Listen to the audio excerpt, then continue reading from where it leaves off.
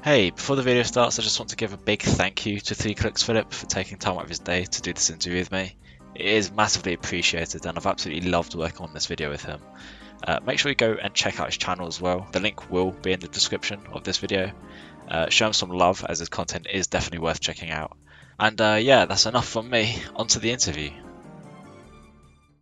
Hello everyone, bit of a special video for you here today. I'm with the Counter-Strike legend 3kliksphilip. Please go and check out his channel. It will be in the link in the description. How are you, Philip? Are you doing good? I'm doing okay, thanks. Do you want me to call you Phil or Philip? It's weird. I think of myself as a Philip, but everyone else calls me Phil, so either is fine. Awesome. For the people that might not know who you are, would you like to introduce yourself? Yeah, I do YouTubing videos, mostly Counter-Strike, but other things as well. And I believe you like racing. I do like racing. My channel is quite focused around that. It is also focused around, I do have some Counter-Strike on my channel as well. But yeah, I've been watching your content for quite a long time and I've always found your stuff so interesting because you have such a diverse range of content. You do tech, Counter-Strike, you've done videos on racing games such as Dirt.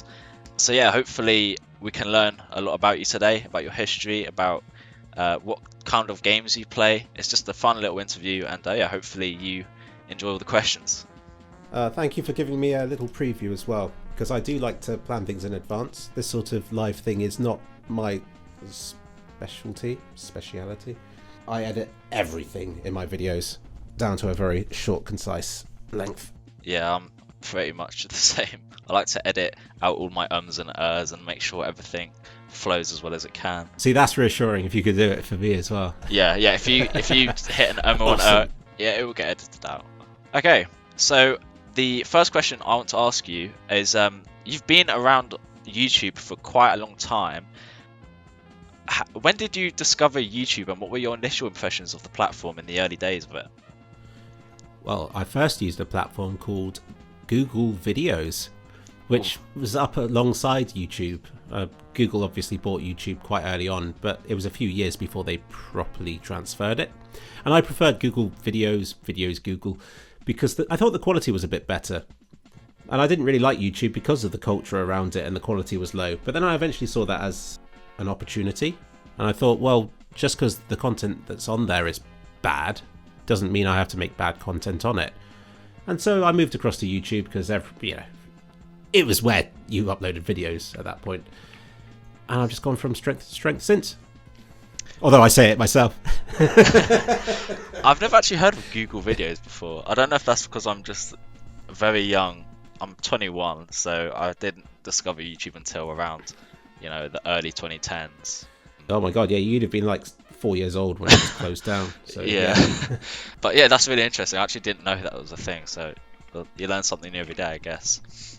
So how did you also get introduced to the world of video games, and what was your first video game that you ever played? Actually, I can't remember the very beginning. I had an Atari. That was the first thing I had. It was an Atari ST, so it's not the one that you know it for with 4 colours. This one had 16 and slightly more advanced games, but it was dated even then.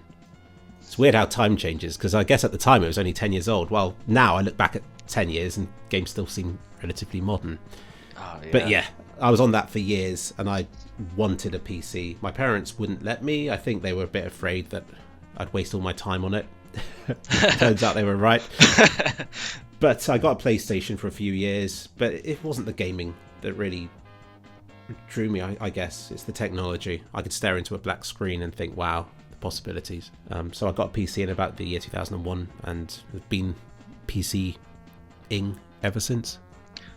I was going to ask, when you got into PC gaming, were you already big into building PCs, or did that come after? I mean, I guess you've already answered this, but yeah, when did you get to my dad built my PCs for a few years. I was a bit too afraid to, but the number of times I broke that PC and my dad had to reformat it, and he'd be up there late at night and I'd be trying to get to sleep in the room with him like sat alongside me like, try to fix this PC. And eventually I thought, well, why don't I just do it myself? And it turned out it wasn't too hard. And so I've learned through necessity. I don't really like the physical process of building PCs. To me, that's scary. I'm always afraid the PC's going to blow up when I turn it on for the first time. I like the software side of things more. I'm also terrified of building PCs. I've never built my own PC. I remember that video you did where you built I think it was a budget gaming PC, and then you did a bunch of benchmark tests on games, and I thought, damn, this guy's a wizard. He knows everything. But I'm guessing your dad was very tech savvy, or is very tech savvy as well then. No, he suffered along with it. Ah. I help him with the computer stuff now. Ah, okay. Well, not much. I mean, no, sorry, that's underselling my dad. He does sort of get by without asking me too much, but I am the go-to person in the family for computer problems. I think it's the opposite in my family, because for me that's my dad. I'll go to him, but I guess it is also his job. So. Oh, really? Oh, well, that's handy. So it's not something that interests you then, the physical process of building. It's more the using. It has always interested me, like how it's almost like putting together. I think people have described it as like a puzzle or a Lego set, building a PC, and I've gone, oh, that sounds cool and something I want to do one day. But then it's also you do spend a lot of money on parts, and then it can end up, you can mess something up. The trick with that is to build budget PCs, because it's the only thing within my price budget that I can build for videos. I think the one video that really terrified me about building PCs was it was from a Yogscast Jingle Jam quite a few years ago, and I think AMD had sent them a Ryzen chip or something, and then they were trying to screw it into the PC, and they broke the screw, and it was a very expensive chip, and ever since I saw that video I was like, I'm that guy that would do that. I've had loads of things like that. Whenever it's someone else's stuff, I'm terrified of breaking it. When it's my own, I can just chuck it around. I think it's the same with babies, like your own baby, you can just toss about. I don't know, I don't have a child, and probably for the best, if I'm honest. I can sort of see that with my phone. Like when you get a new phone, you're very careful with it, then 2 weeks later you're slamming it on desks, and then that's it, isn't it? It's just a week or so, and then it's just wash your hands when you're using a new mouse, and then 2 weeks later it's just covered in grime. Oh god, I've got horror stories. I would not say it's like Lego, although I've heard it compared to that a lot of the time. I would say it's like electrical fiddly Lego, and I wish it was more like Lego, because I don't see why they can't just make it all easily accessible and just plug and play. It seems like it is all just like, is it in? I'm not sure. Will it explode when I turn it on? Never 100% sure with anything. So, more like Lego, please. We'll get that feedback shipped off to all the big companies that make all the components and stuff for PCs and their cases. So you sort of hinted you had a story to tell about grime and dirt. I did. My keyboard right now that I'm using is like Frankenstein. So I've got a very old Razer keyboard, and I actually can't remember what one it is called. I've had it for about 10 years, and does your keyboard have a wrist rest on it? No, I formed like a ridge on my hand that sort of taps around this keyboard. I've had it that long. My wrist vest, I'll send you a picture of it after, but it is absolutely torn the fuck up. Excuse my language, but yeah, it's torn up. I need to clean it as well. I want to clean it, and I've seen all the videos about taking keys off. But the method I want to do is just, my mate needed to clean his keyboard once because it was absolutely horrible, and he just took it in the shower with him. I don't know if that's the safest idea, but there you go. So yeah, with keyboards, I'm horrified by what's underneath my keys. I feel like if I hold it above my head and shake it, I'll be like patient zero for the next outbreak. I think at this point I'll just buy a new keyboard, because I just don't want to have to contend with what's underneath it. I can't get used to new hardware sometimes. Like when I had to buy a new mouse quite recently, I was like, oh god, I'm going to be so rusty again. I've been using the same one for however long, and then you get a new one and you have to adjust to it. But yeah, I need to get a new keyboard as well. Did you find it was hard to adjust? Because I'm always disappointed by how easily I can adapt to any mouse, and I'm sure I have more muscle memory than this, but it doesn't take too long for me. I was petrified of buying a new mouse just because I thought it would take quite a long time to adjust. But what ended up prompting me to buy the new mouse was I play a lot of Dead by Daylight. I don't know if you've ever had any experience with that game. Is that the one with the motorbike? No, it's the Killers versus Survivors one, 4v1. I'm just looking them all up. Oh, so it's Left 4 Dead. So I get confused by that and Dying Light, and then there's another one with a very similar name. I'm like, 7 Days to Die. Dead Island. And yeah. 7. Oh my goodness. There's yeah, a lot so of many games with dead in the name. I ended up buying a new mouse because a lot of the bind or the key binds in that game for the mouse are you want to hold the mouse button, and my right click stopped working, which was quite a lot of the powers in that game you have to hold right click to use it. And so when my right click stopped working, I was like, okay, I effectively can't play this game anymore. So I ended up having to buy a new mouse. And yeah, like you said, it took about a week, not even, to adjust to it. I was quite surprised because you have that sort of, I guess, muscle memory on the mouse that you've been using for the past 10 years, and then you switch and you go, oh, that wasn't so bad actually. Yeah, that's been my experience. And you're from England, aren't you? Yeah. I don't know why I even have to ask, because you sound like you're from England. But I was discussing this with people just literally last night, that I think mice fail in England because of the humidity. Because everyone else from England has failed mice, and everyone from Sweden that I talk to is like, no, I've had the same mouse for forever. But I find the buttons start double clicking, the scroll wheel goes to shit. It's normally the scroll wheel that gets me. Jumping scroll wheel, yeah. Yes, and I'm sure that's something to do with the humidity. So Yeah. maybe invest in a dehumidifier. Spend hundreds on dehumidifying your home, and maybe your mice will last longer. Have you ever tried this with your mouse? I know we've gotten completely off topic, but when you have a mouse wheel that jumps, I remember looking up how to fix it, and someone was like, yeah, just blow into it and it'll fix it. And I thought, I don't know, but I guess I'll try. It's a very easy, thing to try. So I tried it, and it fixes it for like a good hour before it starts jumping again. Have you ever tried that? I have put my penknife down the sides to try and scrape out some of the gunk. That's how disgusting my mice get. I'm sure I'm not a dirty person. I do clean my hands. But yeah, I just feel like you'd have to dismantle your mouse and really spray stuff in. And I think it's probably the, what are they called? Not the sensors, whatever those things are that ends up sort of degrading. I don't know. If it works for you, it works, doesn't it? Yeah, exactly. So I want to ask, what got you into mapping for Counter-Strike games? And do you remember the first map that you ever created? I've probably got it on my computer. I'll look it up now. I'll probably give you an exact date. But what got me into it was the idea of making 3D levels. I started that with the Atari because 3D was very new then. You're talking no textures. It's just coloured walls and houses made of 6 sides and very basic things like that. And I always loved the idea, but the software was very complicated. And I think what got me into Counter-Strike was that the mapping tools for it were the first that I could really understand. I gave it a go with SWAT 3. I gave it a go with Unreal Tournament. But this was before YouTube videos, YouTube tutorials. This is what got me into YouTubing, by the way, making tutorials that were short and concise, because I was like, why doesn't anyone else do this? Then I might be able to map for all these games. So that was really what got me into it, just how terrible mapping for everything else was. So it says, the first one I made, now I don't have the first ones because I started with Half-Life 2, but I moved to Counter-Strike because it has bot support, so I could play the map with others. And that to me was game-changing. Because that, like building a nav mesh, even now I think I'd struggle with that sort of thing. It just seems so time-consuming, and everything in Source can do that automatically. Like in Counter-Strike, you just see this bar on the screen going up to 100% several times. And that's it. Suddenly the bots know your level better than you do. And there's something magical about that. Yeah, you're very correct about it being one of the easiest ways to, or softwares to make a map. I actually learned Hammer through your videos, and I was just like, because when I first got into Hammer, I was like, what the fuck am I doing? And yeah, I watched a few of your videos. I was like, it is just like playing with blocks and then giving them certain commands, almost like making a skybox and stuff like that. It's more like playing with Lego than building a PC is. Yeah. It's just slipped my mind now. I'm glad we're not doing this live.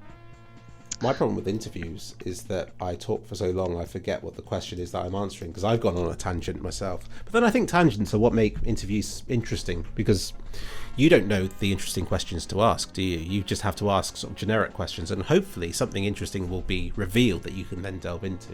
Something I'd like to add to the mapping, if you'd like to hear any more. Yeah, I'd love to. Is that a lot of people blame the tutorials for when they can't map, but a lot of anything really is building muscle memory for it. I'm sure you can agree with this, that you can watch as many people playing on a stage of Dirt Rally as you like, but it's until you don't know that stage until you've done it a few times yourself, right? And it's the same with mapping. Like, I can watch a tutorial on Source 2, but I'm still not comfortable with it, even though I've mapped for Source 1 for so many years, until I've done it myself. And if people aren't willing to invest a few hours into that sort of thing, they're never going to learn to map, no matter how good the tutorials are. So just a bit of a rant there, because I do sometimes get people moaning that my videos aren't good enough to teach them, and it's like, well, It taught me, so there you go. Thank you. Yeah, that's reassuring. Yeah, what you said about like the dirt rally stages, and I play every type of racing game. I have a racing setup in my room and all that jazz. I've seen videos. I've even done it myself where a new F1 game, for example, will release a new track, and then I watch someone play it in early access, and I go, "Oh, that looks bloody easy." And then you think, "How are they missing this corner so much?" Then you do it, and then you start missing that same corner, and you go, "It's actually quite difficult." All part of mastery, isn't it? Yeah. I was going to ask as well with the mapping. I just remembered what it was. You can create your own nav mesh for maps, can't you? If I remember. You can, but I think it's a very time-consuming thing. I've watched Bez the Bot Whisperer do it, where you use all the console commands and you create areas on the ground, and it's like, oh, how will you even know if it will work better? It's just an extra thing on top of everything else that I really didn't need when I was learning mapping for the first time. So I stuck with the default one, and it did me well. Yeah, because I remember watching Top Hat Waffle talk about it, and it was like a whole different thing with the mapping, because it goes from, like we said, playing with Lego and putting blocks together, to here's how your bots are going to navigate the map in the best way that you can do it. And it's like, holy shit, this is another level of Hammer. And I can only imagine that's gotten a bit more complicated in the new Hammer editor. It's very hard to test AI as well, because Half-Life 2 has this, you have to manually place down all these nodes, and I do it, and I was never quite sure if it worked or not. And if someone could kind of walk across the room and through a doorway, I'd be like, oh yeah, it's sort of working. But it's a very fuzzy thing to test. Like, you really want things where you can test it and go, yep, that's definitely working. But with AI, it's always, you're never quite sure what they're going to do, which is kind of good, but also frustrating when you try and get them to run through a map. So yeah, that actually, it reminds me of that mapping contest you judged. I can't remember what the map was called, but it involved do you remember how in Half-Life 2 you could point somewhere and press a button, and then the uprising sort of group of civilians, I can't remember what they call themselves in Half-Life 2. Oh wait, yeah, I can't think of a proper name for them. Resistance. That's it. Yeah, it was the Resistance, and then you could point at a place on the map and go, hey, go here, then they'd all run there. Yes. I remember that being judged in a mapping contest that you did, and I thought, that's really clever, and that's probably really difficult to do, because I remember in Half-Life 2 it never worked so well. If I could have just been like trying to get them into really awkward positions, but I remember trying to point here, or pointing somewhere again, saying, hey, go here, and then they just run off in a completely different direction. Well done. You've discovered how fuzzy testing AI is. That was always my problem. I think it was called the wand. You have a wand that you could point them in. I remember it being told, described as in tutorials. Yeah, and it never really worked that well. And they'd always block you. That was what I found really annoying about the AI in that game. Like, I love the idea of working with other people, but you get to a point where you're so good at the game, they're just a hindrance, and you want them just to get mowed down so you can just move on without them. So, keeping on the theme of Source games, you've been playing Counter-Strike since Source or 1.6? I probably did play 1.6 at some point, but I was more of the Unreal Tournament player, because there was one called Tactical Ops, which was Counter-Strike but for Unreal Tournament, and I always liked Unreal Tournament, so it was logical I used that one. It just copied Counter-Strike, essentially. So yeah, I started in Counter-Strike Source, and the Source engine. I love the Source engine. When the CSGO beta came out, what were your initial impressions of the game when you first played it? Because I know it was very, like, the jump from Source to Go in its beta was quite substantial, even though some of the maps... you're talking about the beta for CSGO? Yeah, the beta. No, I wasn't playing Counter-Strike at that point. I think I stopped playing Counter-Strike Source around 2008-ish, when I started university, because I was like, right, I'm grown up now, I need to be sensible. So I went through university doing a very sensible topic, then I went into the workplace, and I put my YouTubing, just pretty much wrote it all off. But it was always in the back of my head, and the more I hated the job, the more I was like, well, I kind of made a bit of money when I was just doing it part-time. What if I did it full-time? So I only really got back into Counter-Strike again when CSGO was launched, and I was making a map for Counter-Strike Source at the time, and I thought, well, a new one's out, so I might as well make it for that instead. So I was still playing and mapping for Counter-Strike Source when CSGO came out. What were your initial impressions of CSGO when you first played it then? Well, I liked it. I guess I like seeing a game I know that's, evolved. It's really interesting to me, the response that Counter-Strike 2 has got, because now I've got to keep my ear in the social media scene, and it's heartbreaking to see so many people complaining about it. A better example I can give is Ready or Not, because that is a game that I've been playing with friends since very early days, and I love that game. My friends love it. We have a great time. And I made a video about it, saying how great it was, and it was met with all these people saying, no, it's terrible. And it turns out that everyone online has agreed that the game is bad for certain reasons that I may have noticed, but it never mattered to me. And it makes me wonder how much of people's opinions about a game are shaped by what they read online rather than from purely playing the game. And so I try to err on the side of caution. I know that there are people who like Counter-Strike 2. I personally haven't played it that much. I've been very busy with my life the last few years. But it does break my heart to see so many people just hating. Yeah. It's a very negative scene at the moment. And it makes me sad. I completely agree with that. I've loved CS2 since it's launched. It's been rough, obviously. I can't deny that, it's lacking content that Go had. It's interesting you bring this up though, because I watched a video of CSGO's beta. I don't know if you remember, but they used to do this thing on Steam when the beta came out where it would randomly... Do you remember how for the CS2 beta you'd log into CSGO, then it'd say, hey, you're in the beta, download it now? I wasn't even allowed the beta. I don't think I got it until the game was released. No, I just didn't play it. So for that CSGO beta, they used to give out these sort of gifts in your Steam inventory. I find there's a screenshot somewhere of it. I've seen it before. Do you know how you can gift someone? You can keep like a game in your Steam inventory, then gift it to someone later. It was sort of like that. And then I thought, I wonder what the game looked like in beta. So I looked it up, and I remember seeing loads of comments from a very long time ago when the video was relevant of people reviewing the beta and people saying it looks horrible. And I feel like we're just seeing a repeat of history where people said CSGO was horrible when it first was in beta, and now CS2's come out and everyone's saying it's horrible. And yeah, I was going to ask you this, but you sort of answered it already, about what your opinions on the state of CS2 are currently. I don't think I have answered that, because I don't think I really share my opinions with Counter-Strike in my videos that much. A lot of my videos are more like a moment in time, a snapshot, where I try to describe the current situation going on for the future to look back at. So I try to keep my opinions out of it as much as I can. So I've been playing Counter-Strike 2. I lose maybe 85% of the games I play. I feel like the other team is always better than me, and I wonder if it's because I solo queue. I mean, you might ask why I do that. I don't know. I've really changed the way I play Counter-Strike over the years. And I have met a lot of cheaters, or maybe they're just really good people, who knows. So I can't really say that I play Counter-Strike that much. But I keep my foot in the door. I like to monitor the scene, see how it's progressing. And a lot of me wanted to get into the CSGO scene sooner. And it still took me a few years to get into it. And I don't really want to force it if I don't feel like doing that with CS2. But I was curious to see if the same thing happened with CS2, where people just disliked it for the first few years, and that definitely seems to be the case. And there are valid reasons for hating it, or disliking certain bits of it. But from CSGO, I've learned that people will never be happy. Like, people are now moaning about not getting an operation for CS2, and it's like, well, we've just got a new game. Like, yes, you could say there's a big gap between the last operation and now, but we've got other things. So I think there's a lot of it where people just want to complain. But yeah, there are problems. Like, the anti-cheat is lacking.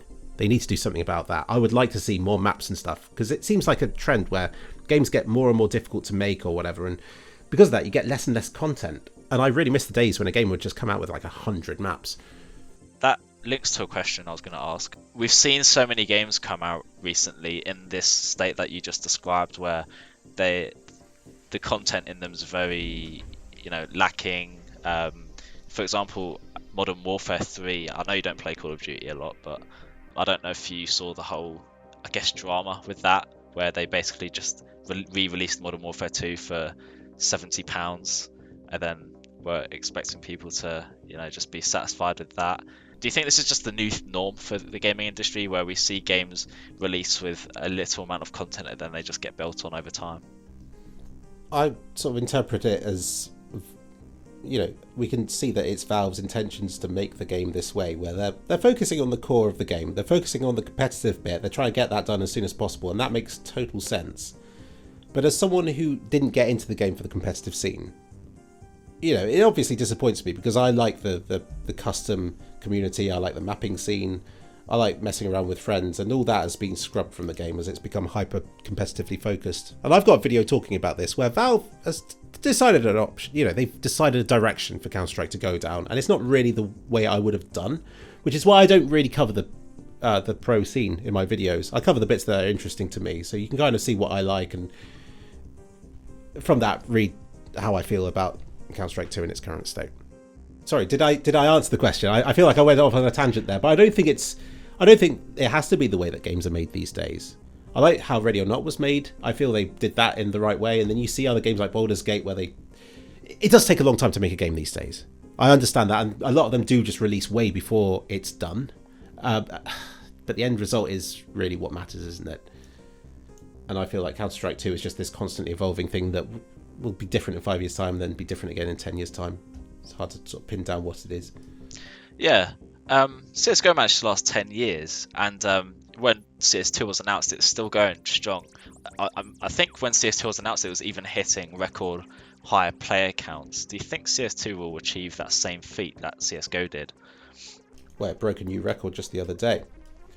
But I don't think it matters. I really don't care about 10 years' time. I think if you make the right decisions now, you can't predict 10 years in the future. It could be that in 3 years' time, Valve's VR title or whatever becomes a major success, and they're like, well, we could carry on with Counter-Strike, but this VR title is now our focus. It's where everyone wants to be. So we're pleased we haven't promised anything with Counter-Strike 2. No one else really wants Counter-Strike 2 to carry on. We'll move to the VR title instead. That could be what happens.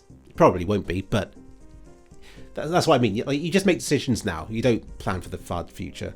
I can think of another example where it's already happened for another game, because I've said how much I like Unreal Tournament, and they had Unreal Tournament for the Unreal 4 engine. It was there to showcase Unreal 4 when it first came out, and I was really excited about it. I was like, wow, Unreal Tournament's returning.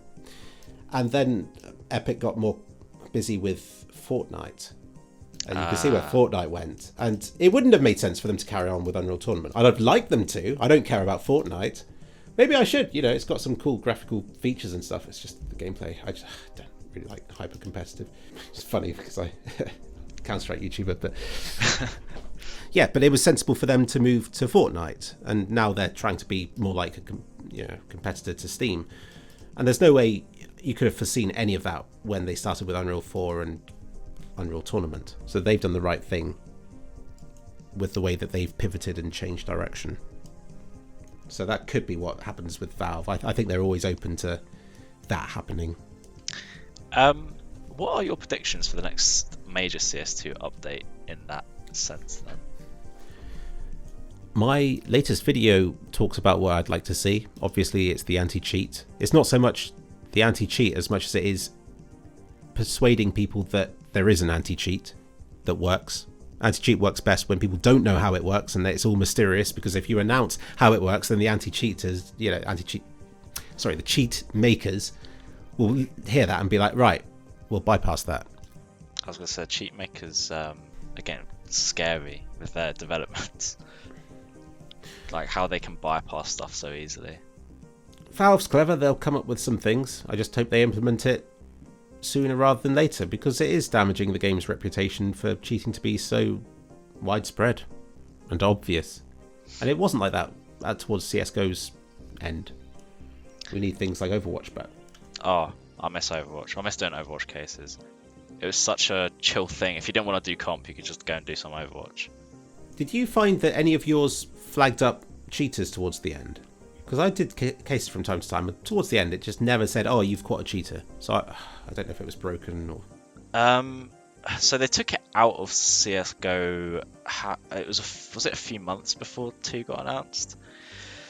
But within the last year, I don't remember getting one flagged up saying, hey, you've got... Because you get that XP bonus as well, I think, if it did flag up as someone you judged as being guilty, banned. But no, I don't. To answer your question, I don't think I ever got that within the last about a year of Overwatch. Yeah, that's reassuring. I'd love to know what happened behind the scenes, but I think Valve have their reasons for not talking about it. Yeah, I wonder if it was because I feel like a lot of people were talking about how Overwatch was being easily abused. Not sure in what way though, because when you submitted a verdict as guilty, I don't think it just straight up bans that person. I think multiple people had to submit the same verdict for the same clip.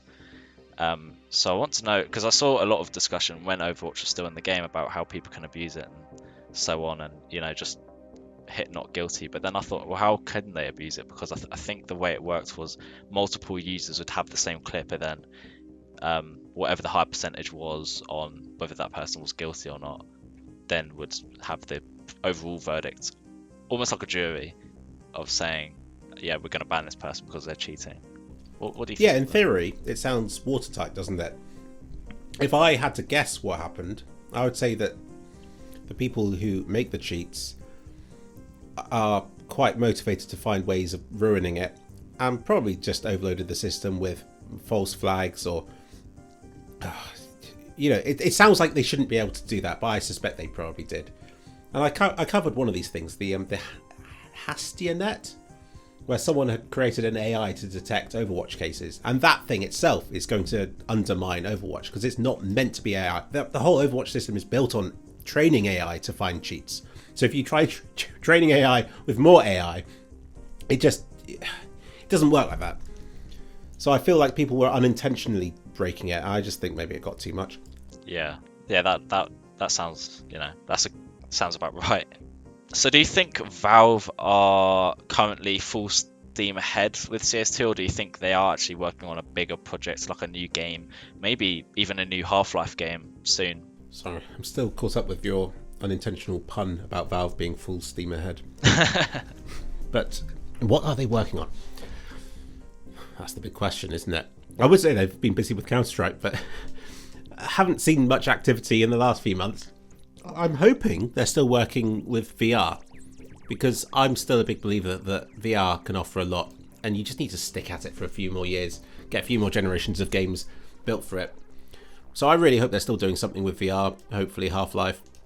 I like to think that Valve has been through a really bad stage where they didn't get anything done. Everyone was working on stuff, but they never finished anything. I know what that feels like. And hopefully now with things like Half-Life Alyx and Counter-Strike 2, they're getting back into the swing of things. The Source 2 engine is underway, and so you can look at Source 2 and go, right, they've got Source 2 done. What would I do with Source 2 if it was me in charge of all the decisions? And the answer to that is Left 4 Dead 3. Oh, yes. I don't think we'll get it, but that's what I'd do. I need Left 4 Dead 3 as well, because I don't know if you've seen the Left 4 Dead 2 servers are currently broken. And you can't play it. Is this why we were playing it last night again? And it kept pinging up to like 1,000 ping, and everyone went all laggy. Yes, it's been a problem for ages, since January. Me and my friends tried to play. I was trying to get footage for this video as well. I was like, oh, I'll get a Valve game, in the background while we talk and people listen. And I thought, oh, me and a friend were like, oh, we'll just play some Left 4 Dead. And then, yeah, it kept pinging up, and we were like, why the hell is this happening? And the first time it happened, I tabbed out. So I thought maybe it was that. Maybe it's because I tabbed out. We checked the Steam forums, and there's a pinned post, I think by a Valve employee, that says, hey, we're aware of the server issues, and we fixed them. But then they've broken again, and you can just see endless comments of people saying the server's still broken, they're still broken. That's really good to know what's going on behind the scenes like that. It is really interesting, because I've not heard someone talking about it. No, I definitely felt it last night, and I've shared you some of the pictures of the Helm's Deep match we played. We downloaded the most ridiculous mods we could. Had Bill in a wheelchair, and someone else being carried by a hunter, which is a bad idea. We had Donald Trump attacking us instead of tanks as well. That was good fun. But the American theme anthem just got so boring. That long hat. Yeah, fantastic game. I love the long hat. Oh yeah, thanks. I didn't know quite how long it was. Oh, is that what the big stick is on the little aura? That is hilarious. I didn't know that was a thing. So someone else had me as a midget, and that's why I was getting team attacked so much, because they were shooting over the top of my head, and they obviously couldn't see. They were shooting right into my back. And I was like, "Stop shooting me!" Oh. So it was great fun, an absolute mess. But look at this, Left 4 Dead, a game that hasn't really been touched that much in the last 10 years, and it's still got a community that loves it. And I think it's because it hasn't gone down this same competitive route that Counter-Strike has gone. And I really feel like Counter-Strike, in some way, is reaping what it sowed with the Counter-Strike, the competitive community. And it has lost a bit of its charm that I don't know if it'll ever get back. Dude, I'm so glad we're in the same boat about Left 4 Dead, because I cannot tell you how, like, me and this one friend, we've been playing, especially during lockdown, we played Left 4 Dead religiously every single night for months on end. And I remember just thinking, dude, this game is so good still. Like, why is no one talking about how good this game is still? And that's probably a sign that they're not going to make a 3, because it doesn't really need one. Yeah. What are they going to do? Because Valve they like money. I mean, they're a company, they like money. They found a way to add microtransactions to Counter-Strike in a way that doesn't completely ruin it. But I don't see what they could really do to Left 4 Dead, unless they put stuff behind a paywall, or... I just hope they don't touch it. It seems like such a pure game from a purer time, and so in a way, I don't think I'd want Left 4 Dead 3, unless it is just Left 4Dead 2 and with nice graphics. Could deal with that. That's fair. This brings up a very interesting question. What did you think of that update they did a few years ago? I can't remember what it was called. Yeah, I know the one you mean, because I covered that on 3kliksphilip. Because I thought it was kind of funny that a Counter-Strike YouTuber covers Left 4 Dead, because so little content was coming out for Counter-Strike at the time.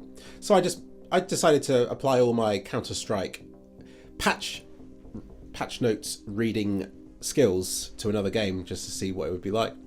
I like the video, but I don't know if everyone got the joke. I'll take any 3kliksphilip video that is Left 4 Dead. It's a brilliant game. I think it's underrated currently. Yeah, well, I'll bear that in mind for future content. I mean, as for what that update meant, it's cool to get some more achievements, another campaign. I don't see it as like a commitment to something bigger. I just think it was something that some people at Valve wanted to do, or at least to work with the community with. I actually can't remember how much of it was Valve and how much of it was the community. I thought it was some combined thing, but it's cool that they did that. You know, Valve is one of the few companies I know that would do something weird like that. Bit of a fun question now, still regarding Left 4 Dead. I know we've gone on a tangent, but this is what. Yeah, but we both love Left 4 Dead, don't we? So we can keep talking about it. What is your favourite custom map? There's so many good ones. Helm's Deep. I don't really play the custom ones. I'm really boring with this sort of modding thing. This is the first time I've ever really modded my characters. And I regretted quite a lot of them just because it made the game harder to read. That's the sort of player I am. I like to play a game, finish it, and then move on. So with Left 4 Dead, I just like just playing through the campaigns. But the Helm's Deep one is special to us. We almost finished it last night. Got to the very end, but died a few seconds before it. So I'll have to do that again at some point. I can recommend you a pretty good map. It's Disney related. I think it's called Journey to Splash Mountain. Me and one of my friends have played that map so many times. It's so well made. I hope you go and play it sometime. It is so good. Yeah, send a link to it. Yeah, let me find it on the old. Well, I'm reading through your questions, and it looks like the next one's going to be something about Half-Life. Yes. Are you hopeful for a new Half-Life game anytime soon? I'm always hopeful for a new Half-Life game. I just don't want to get my hopes up because, you know, the last 15 years or so have been quite painful. Yeah, I'm hopeful they'll do something else with VR. Like I've said in my review for the Half-Life Alyx, I feel it was VR's Half-Life 1 moment, but what VR really needs is VR's Half-Life 2 moment. So they need to get Half-Life Alyx, add more stuff to it, bigger environments, more shooting, less collecting resin, and they'll be onto a winner. Oh, and more characters, like walking around and talking and stuff, because that was such a highlight for me, and I was really disappointed by how lonely the game felt for the most part. Do you think they'll do episodes for Alyx in the future? I think they tried the episodes and it didn't work. I'm trying to think of episodes that have worked. I mean, you have those point-and-click games, don't you? But in general, I think... Oh, Hitman as well. They did a good job of like making 3 games, which they then just made into 1. Yeah, that was weird. I bought Hitman 3 while it was on sale, and it was like £3. I was like, well, that's pretty good. It's like, oh, you need to buy the rest of the levels. I was like, oh. Oh, do you? Oh, yeah. Okay. So they haven't done it like that. No, but I think that was the right way to go about making a Hitman game. I don't want to go off on another tangent about Hitman, but those levels need a lot of work, but they're worth they're worth it in my opinion. Like even if the game is only like 6 levels long, if it's got enough replayability, I don't care. They can have 1 level as long as it's good enough. So shifting back to Counter-Strike, I know I've talked about it a lot, but how did it feel when you found out your music kit was going to be in Counter-Strike?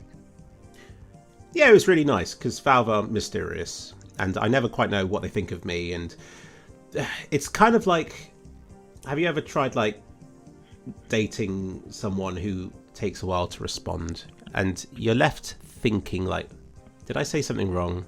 Do they hate me? Yeah. Are they ever going to get me? That's what Valve I like to communicate with. I don't fancy them. But yeah, getting that message was very validating for me to know that they, you know, they are real people on the other end and they did reach out. Interesting to discover a bit more about how they work. I don't know how much of the process of that you can reveal, but I'm very curious. How much in advance do you know?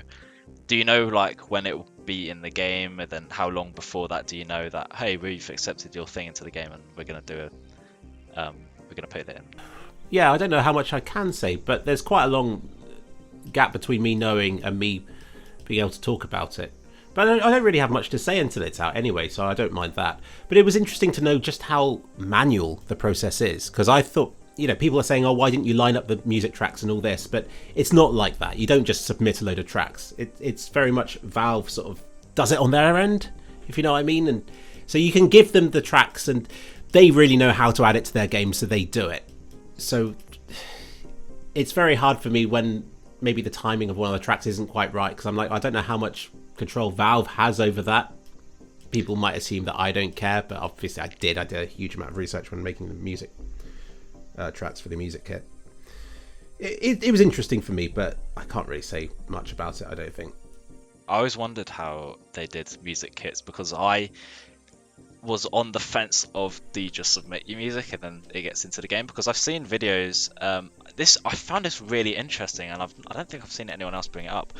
If you look at the promotional videos for some very old music kits, I think Blitz Kids, Red Bull Records did a video on it where they sort of showcased the music. You can tell that they've just recorded Counter-Strike and then put the music over it in a bit of editing software, whereas the music kit sounds pretty different in game. It feels like, to me, if I was making a game and I added a feature last minute, I wouldn't bother adding it properly. I would just sort of shoehorn it in with the rest of it. And it felt like maybe that's what Valve's doing with the music kits. Like every time there's a new music kit, they haven't really prepared for it. They're like, oh, we'll just have to sort of make space for it in the game and shoehorn it in so it works. And that's how it feels to me. It's not like the map submission, which feels very automated and, you know, on the user's side. So maybe no one really knows how it works. Who knows? Do you have any future plans with your music, and are you going to release a new album soon? I'm going through a bit of my life where I'm kind of closing up old things, because I feel I've left a lot of things open where they're just roadblocks in my life until I get them done, and music was one of those. So getting Audio Crime 2 out at the end of last year, that wasn't me trying to get a new music kit in. I mean, it might play towards it at some point in the future, but it's not why I did it. I did it just to close up all the tracks that I had started work on and not finished. And now I've got this empty bit in my mind for music in the future. And I do like the idea sometimes of starting on a new track, but now is not the time. I want to focus on other things first. But it's now free, should I want to.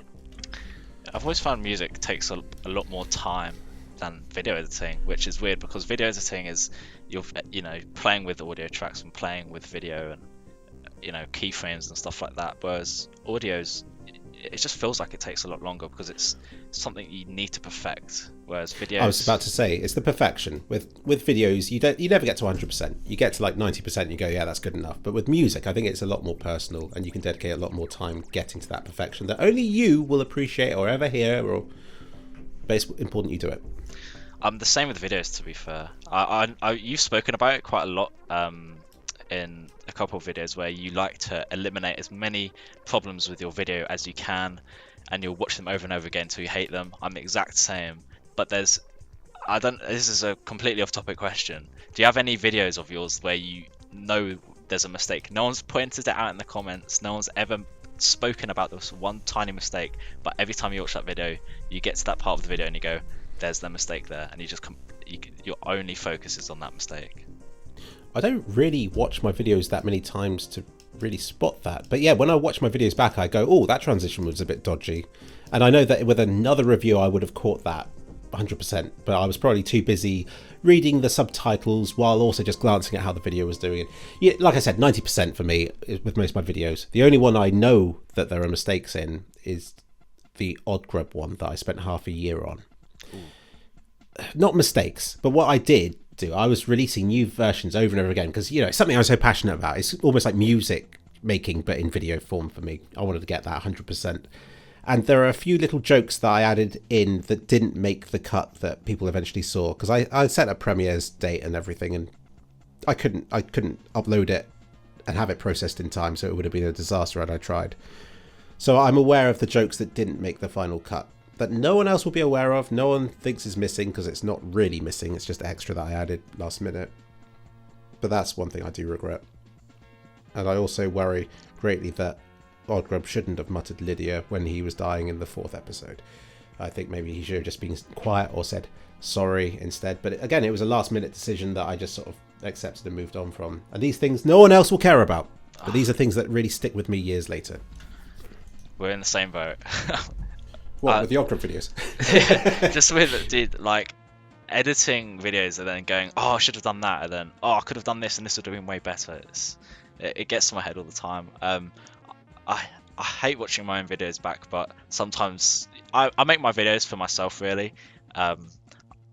My friends will watch them sometimes on Discord, and then I'll join, and then I'll just be sat there, and while they're all going, oh, this is this is a good video, man, I'm like, in my head thinking, it could have been so much better. Yeah, do you regret that? Because if you feel like that, maybe you should spend a bit more time on your videos. Ooh, yeah, maybe, because I feel like I am like that with a lot of my videos, but then I sort of go into my head and I think, but I was editing this back when I didn't know as much as I do now, or in 2019 I made the switch from Sony Vegas I think it's just Vegas now, but to Premiere, and so I bet that transition took longer than a week to get used to. So I only switched because when I went to college, they were like, you have to use Premiere because it's the more commercial one. That makes sense. But learning to jump from an editing software it's not as hard as you think. It's just learning where everything is again, basically. But I think, I prefer Premiere because I feel like I have a lot more control over stuff. Vegas is really good. Do you still use Vegas? I do, yeah. I use a lot of old programs that I've just mastered because I think people underestimate the importance of mastering a program. Yeah. Vegas. It's kind of a bit patronising when people are like, oh, move to a better program, because I'm like, that won't fix the problems I'm having. Yeah. That's probably the problem that Valve had with Source for years. They know it better than other engines, so they stick with it. Yeah, Vegas was and is still great, and I have everything to thank for Vegas existing, because I wouldn't be here doing this with you right now if it didn't. But yeah, I think the transition to Premiere was a lot smoother than I thought. It was just getting used to.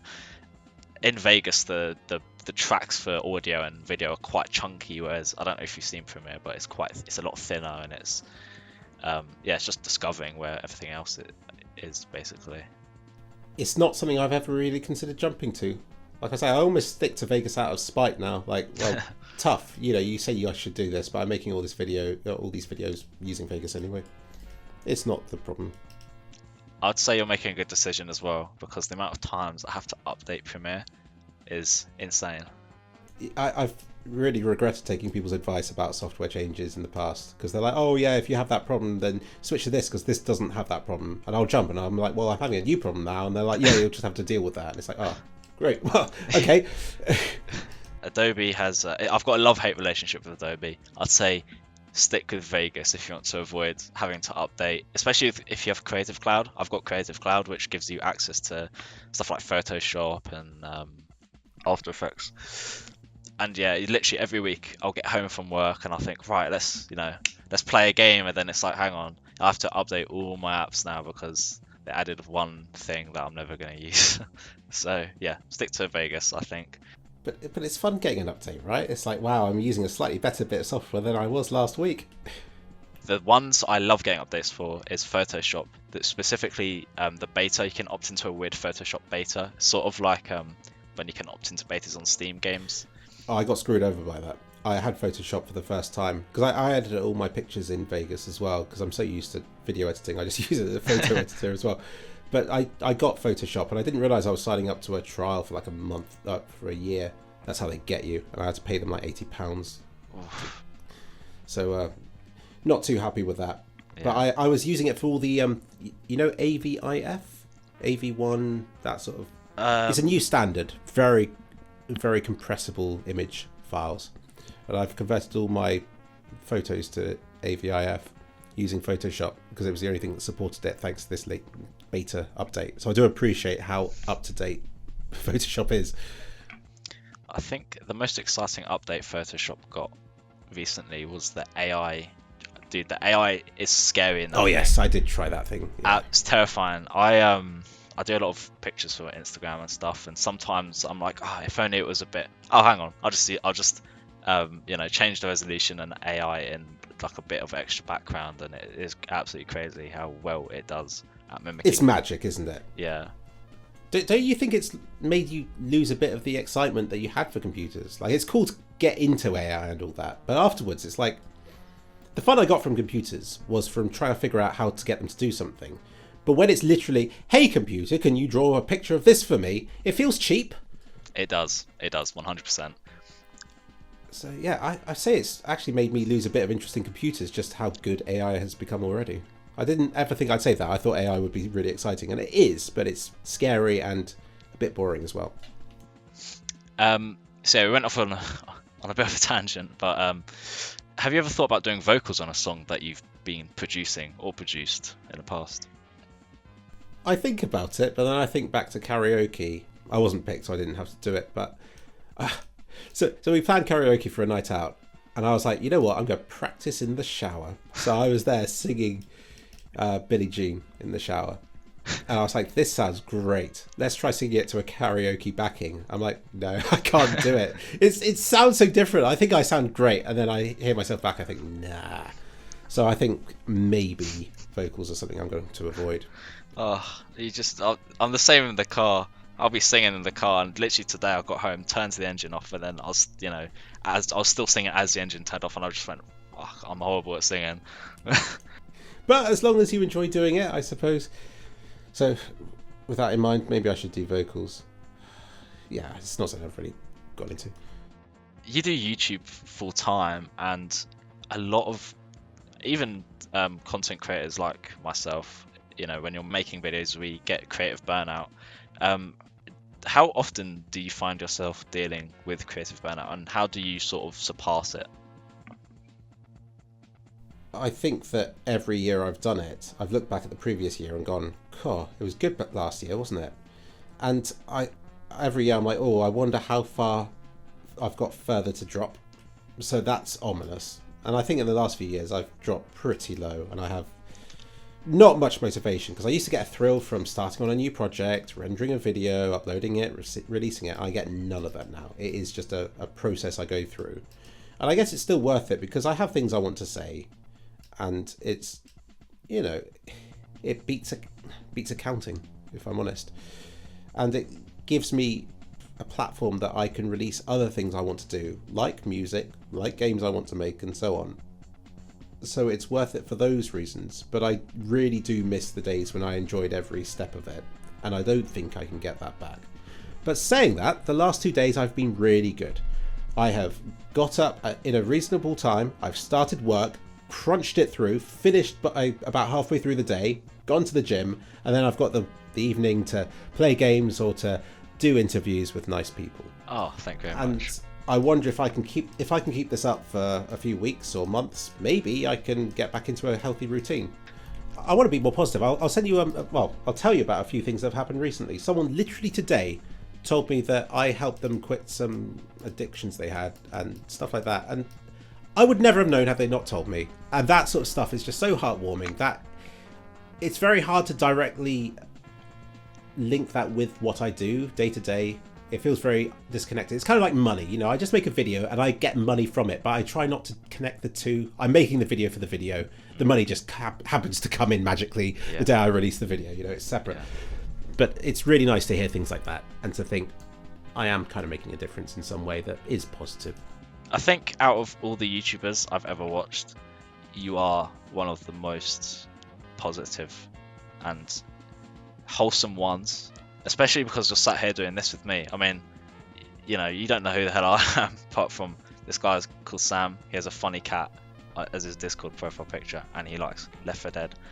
And yeah, you've decided to sit here and do this with me. So yeah, very thankful for that. It's quite interesting actually, because I guess this kind of represents how I would talk to just anyone, I suppose. If someone bumps into me in real life, I'm no longer this big famous YouTuber. I'm just someone walking down the street that someone's bumped into. I don't have any delusions of grandeur. And I did have delusions of grandeur. I used to walk down the street and think, "God, I'm really famous."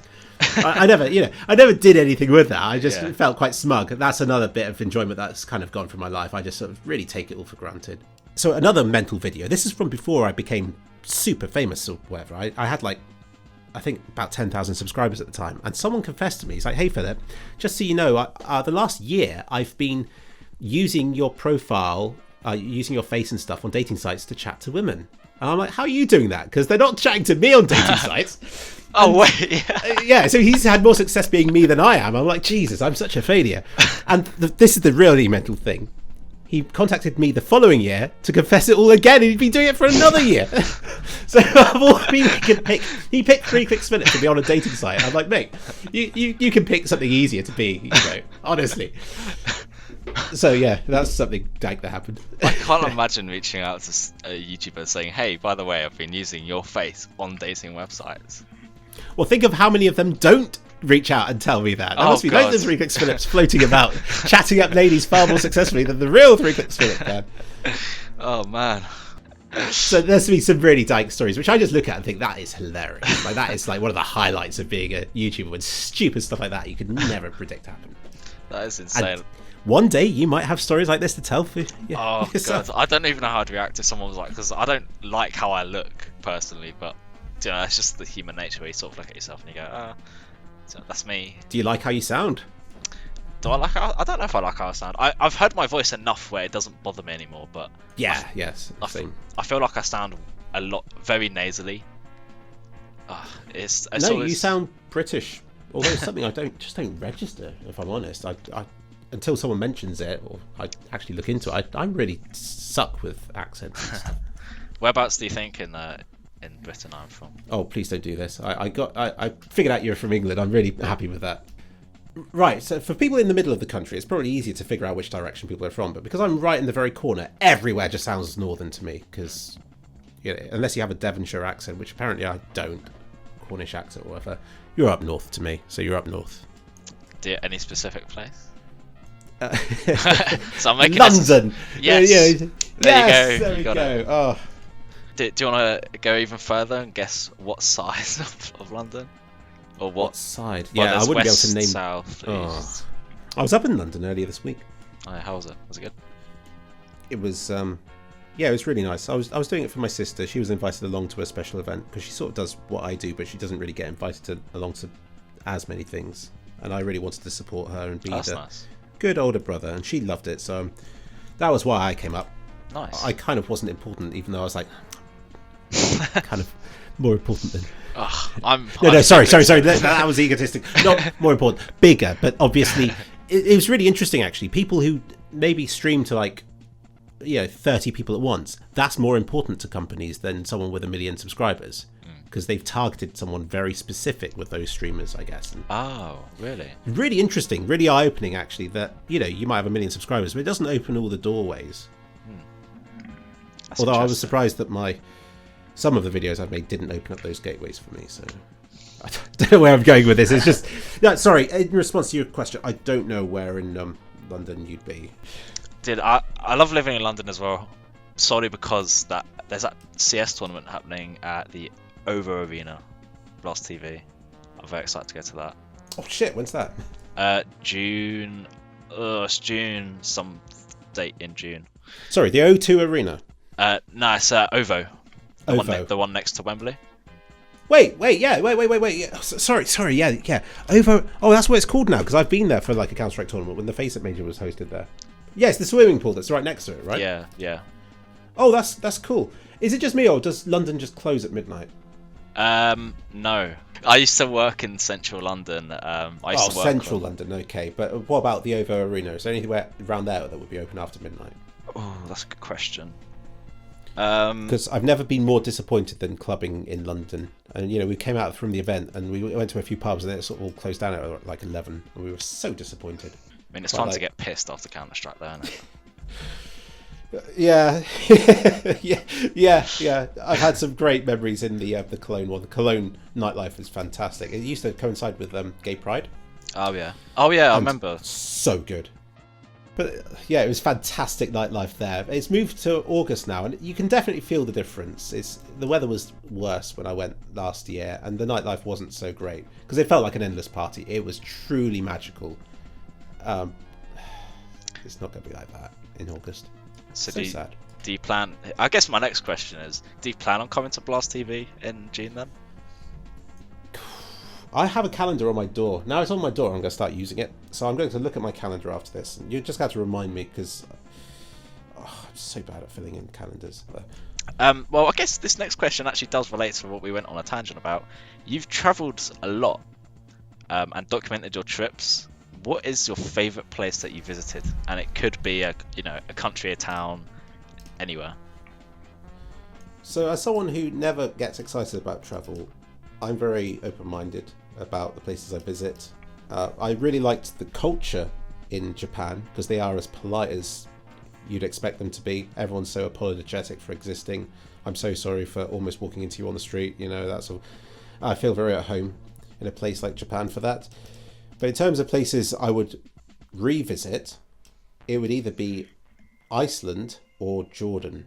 Now, Iceland because it is a magical place, just huge mountains and volcanoes, and it's like something you'd expect from like an Elder Scrolls game. So for that reason, I'd love to explore it and go on a longer tour deeper into Iceland. But Jordan is special because I want my mum to see Petra, because we watched Indiana Jones together. The bit where they go through that valley and they come out at the treasury, and I don't know if you've seen it, but that is a truly magical place that lives up to expectations. Because most places you go and you're like, okay, it's not as big as it looks or whatever. Petra is better than it looks, and it looks fantastic. And I would go back to Jordan just to go there. And also, it's a very friendly place. That makes a big difference. You don't want to go back to somewhere unfriendly. Yeah. Have you ever been to America? Yeah, that was unfriendly. Although I did revisit that, saying that. I went to the California area, and then I went to the New York area. I see.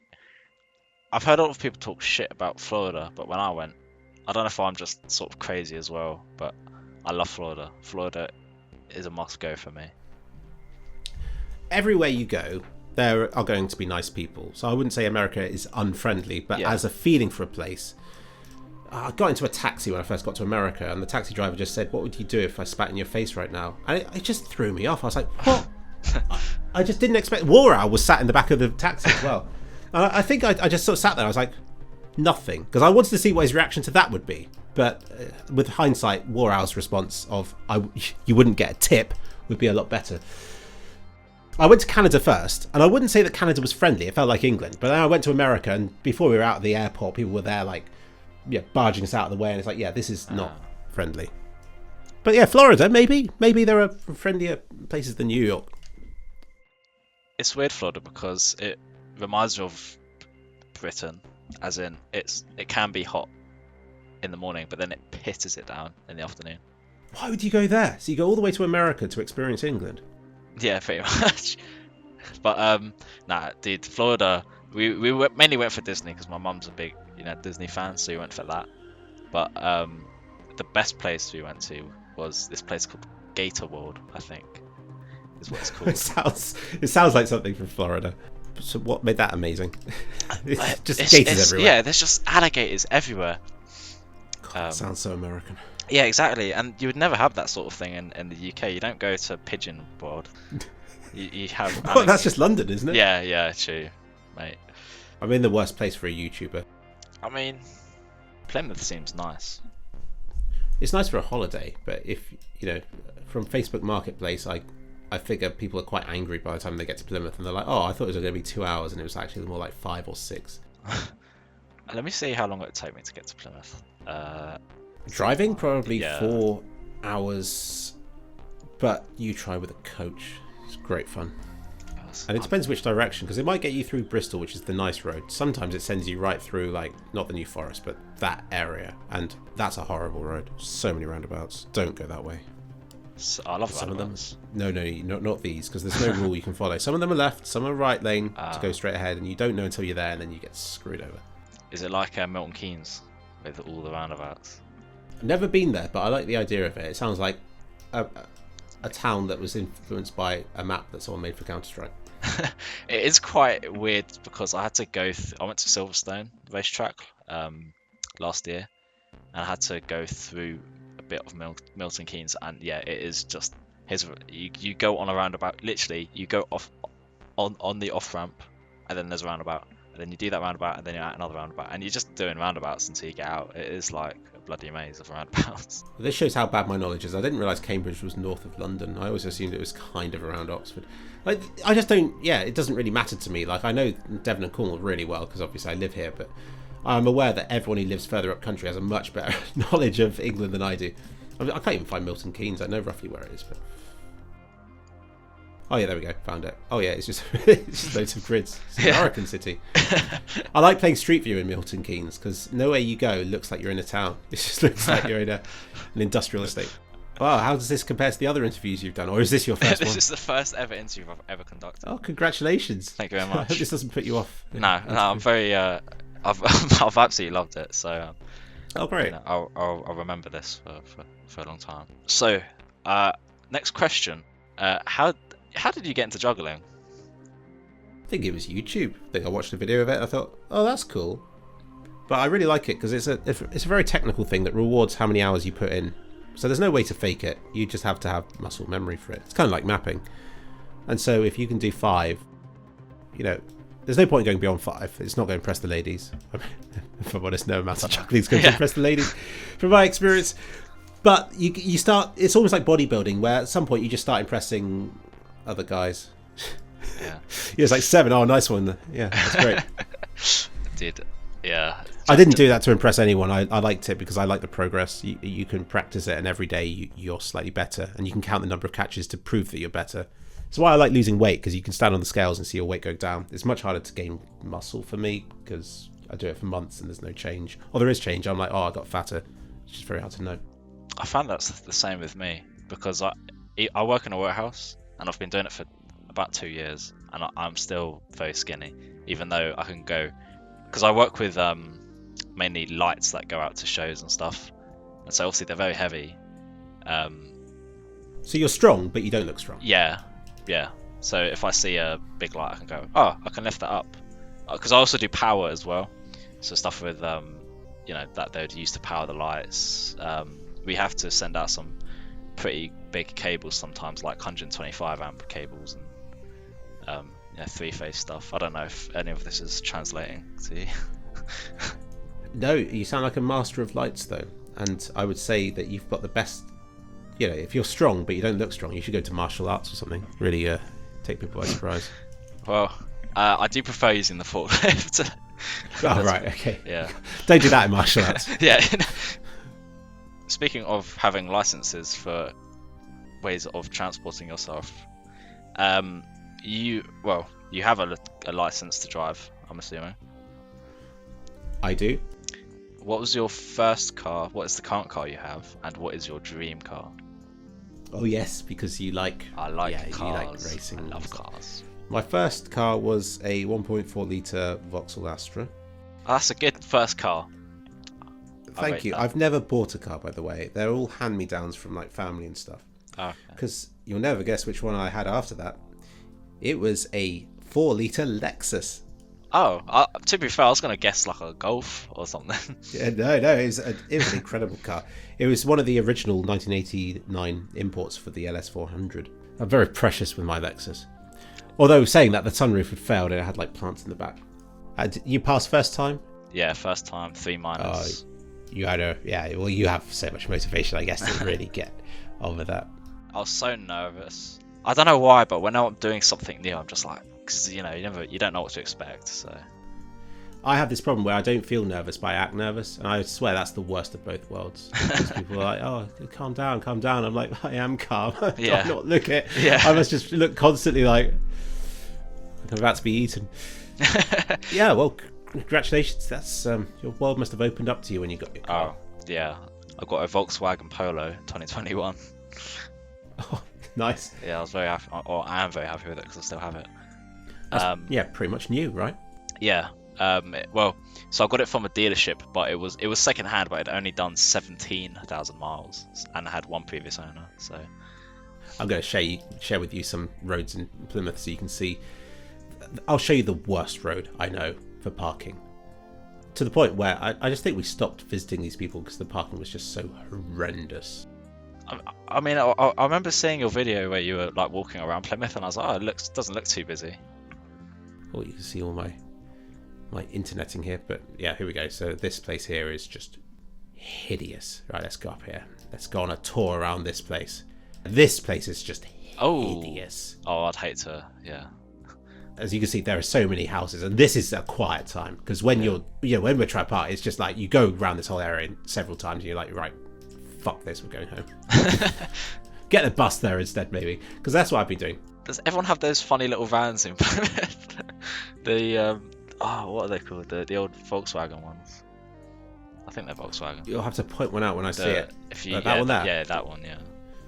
I didn't know there was like an underground community of these drivers, because my friend had one of these for a while, and he said, you sort of wave to other people as you go past, and you all decorate the fronts and like a cult. Yeah, there's another one. Yeah, that's what you mean. Yeah, there are a few, aren't there? I mean, they're nice. Yeah, I wouldn't say convenient when you try to park them here, but it's cool to have that freedom, I guess, to sleep out in the car. Oh. Don't know what happened there. Wait, what did happen there? Something pop up then. A pet groomer. What's that? Oh, that's just on the road. Yeah, it's not somewhere I go for my haircut or anything. Oh, well, it is a pet groomer. Do you take Fluffykins? See my hair. She has no hair. She licks it all off. So I love it. Yeah. My dog gets his hair gets very long. It's inconvenient, isn't it? Yeah. Well, luckily I'm not the one. Well, it's annoying when the day they come back because they'll like roll around on the floor and get hair everywhere. And it's like, oh, thanks. Yeah, we were talking about mice and getting grime in it. Yeah. My problem is that Fluffykin sits on my mouse mat and licks all their hair off, and so I'm always having hairs in the sensor, and I'm trying to play Counter-Strike and my mouse is just going all over the place. That's my excuse. Oh, you're terrible at the game. No, it's my cat. Sticking to the Sorry, that was juggling we were talking about, wasn't it? How the hell did we go on that tangent? I have no idea, but my next question for you goes sort of to driving again. So you've played a lot of Dirt Rally on your channel. You've played Dirt Rally 1, Dirt Rally 2, and you're a bit of a mouse and keyboard warrior on those games, which I absolutely respect, by the way. People that say, oh, you need to get a wheel, mate, don't listen to them. Well, that's like people telling me I need Premiere. It's like, no, I'm so used to keyboard now, I can't. But also it's the practicality of having something big like that for just one game. I just couldn't justify it. It's so much harder playing on a keyboard, which is why I respect it. I see people on the F1 game subreddit sometimes. They're like, hey, I did this lap time on the keyboard. I'm like, how the hell did you do that on keyboard? That is impressive. Well, I guess in a way it's instant, isn't it? I can tap left while you're trying to swing your arms about like some loser. Yeah. While I'm doing it instantly. What other racing games have you played since Dirt Rally?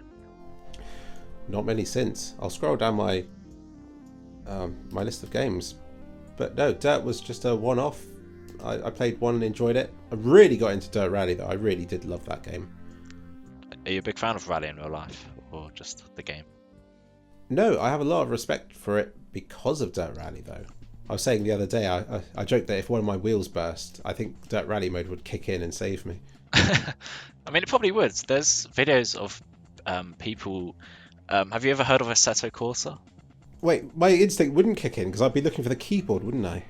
Sorry, no, I haven't played that, no.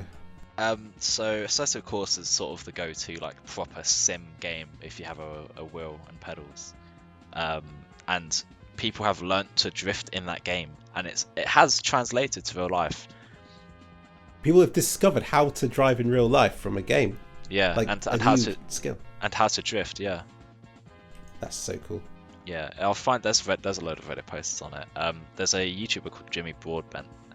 I think that's his name. He sort of started off as sim racing, and now these like companies for racing series say, here's a BMW GT3 racing car. Would you like to drive around a track? It's crazy how much it can translate to real life. That is mental. I always think this with weather forecasts. You know, like the amount of, how do you simulate it so convincingly that you can predict it in advance?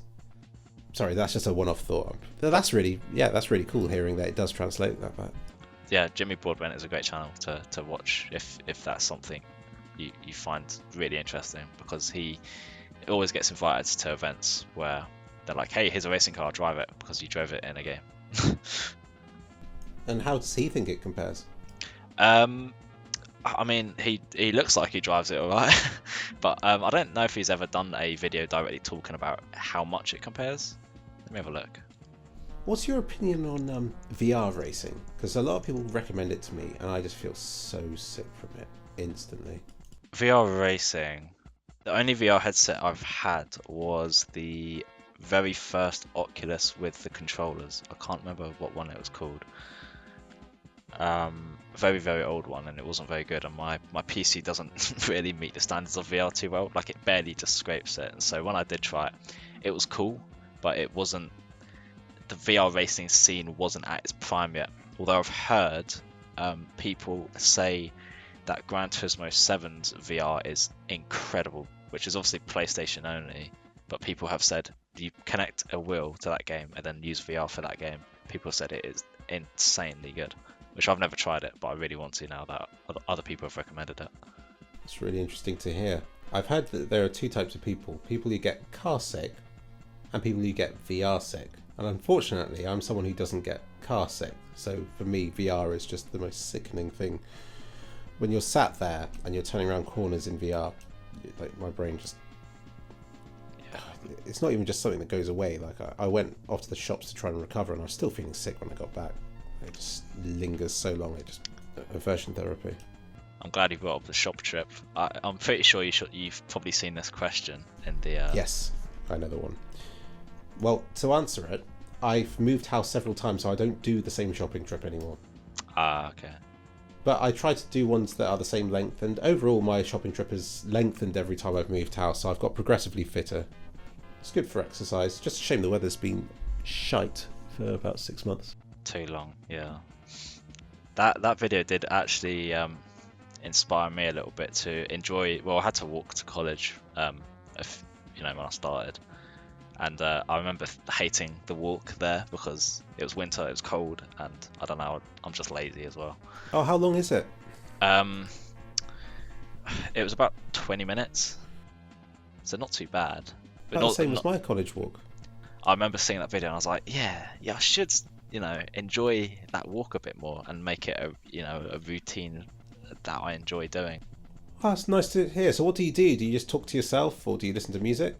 Podcasts? So I would just think, to be quite honest, I'd always walk on my own. I